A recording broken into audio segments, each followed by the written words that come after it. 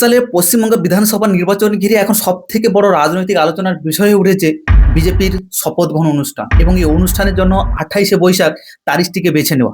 দেখুন, প্রথমে সোশ্যাল মিডিয়ায় কয়েকটি ভিডিও ভাইরাল হয়, সেখানে দাবি করা হয় বিজেপির সরকার যদি গঠন করে তাহলে ওই দিনই নতুন মন্ত্রিসভার শপথ হবে।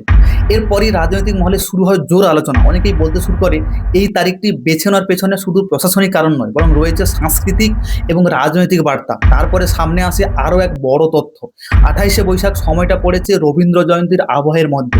আর সেই কারণেই অনেক রাজনৈতিক বিশ্লেষক মনে করছেন বিজেপি বাংলার সংস্কৃতি এবং বাংলার আবেগ সঙ্গে নিজেদের বেশি করে যুক্ত হয়েছে, সেটা দেখাতে চেষ্টা করছে।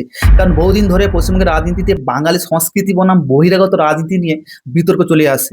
সেই ইমেজ বদলাতেই এই বিশেষ দিনটিকে বেছে নেওয়া হয়েছে বলে জল্পনা ছড়ায়। এর মধ্যেই ভাইরাল হতে শুরু করে পশ্চিমবঙ্গের নরেন্দ্র মোদী পুরনো একটি নির্বাচনী বক্তব্য। সেখানে তিনি বলেছিলেন, আমি আবার বাংলায় ফিরবো শপথ গ্রহণ অনুষ্ঠানে যোগ দিতে।